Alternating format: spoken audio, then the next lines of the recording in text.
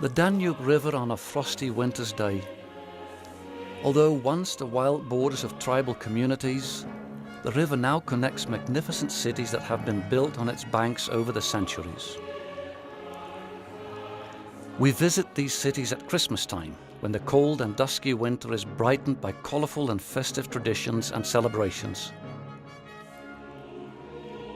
With outdoor Christmas markets, performances of joyful music, creation of special sweet treats, and dazzling decorations and illuminated displays, the cities, towns and villages on the Danube embrace the season.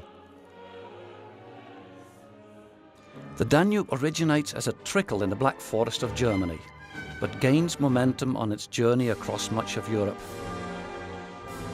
As an important commercial highway between nations, it played an important role in the success of the Holy Roman Empire of Germanic nations, and later the Habsburg Empire.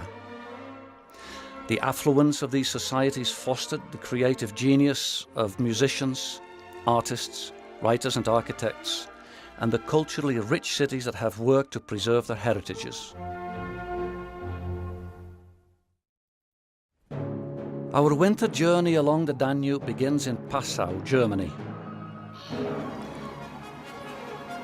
Passau is one of the oldest cities in the German state of Bavaria.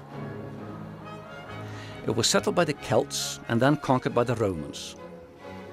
From the 10th to 16th centuries, it became the largest diocese of the Holy Roman Empire and a powerful seat for Catholic bishops.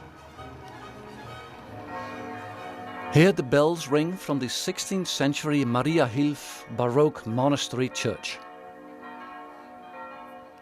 The fortress, known as the Veste Oberhaus, was built in 1219 to control commerce across the river.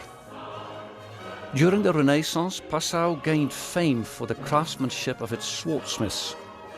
The smiths stamped a simple symbol of the Passau wolf on the blades of their swords, from the Passau coat of arms.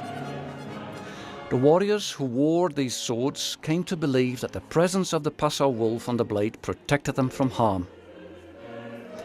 The wolf is still seen in art and symbols throughout the city. In 1662, a fire destroyed most of Passau. It was rebuilt in Gothic and Baroque style, as evident in the charming buildings and cobblestone streets still standing today. As one walks up and down the winding streets, towers and church steeples reveal themselves. One of the attractive Baroque features of Passau are the various statues tucked into building facades. The bishop's palace is decorated for the season with an Advent wreath at its fountain.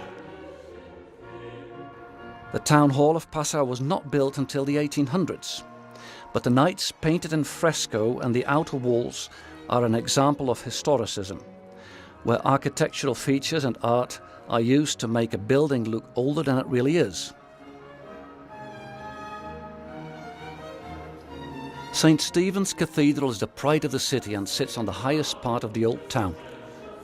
It was built in the 8th century as a basilica and rebuilt in the 17th century in Baroque style. The interior marble and stucco shows its magnificence. The cathedral is also world famous for having the world's largest cathedral organ, with 17,974 organ pipes, 223 stops and 4 carillons. One Christmas tradition is when children dress as the Three Kings on Three Kings Day, carrying a pole with a star on top, and go from house to house to gather offerings for the poor.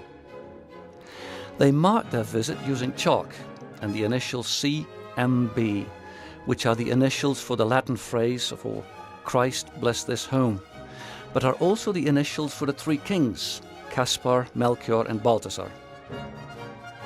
Another holiday tradition is gingerbread.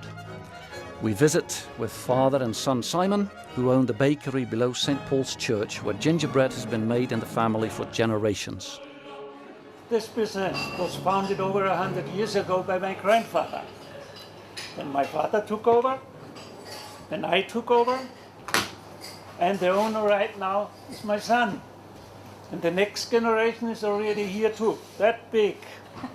What you are going to see, we demonstrate it right here. how to make gingerbread especially for Christmas time.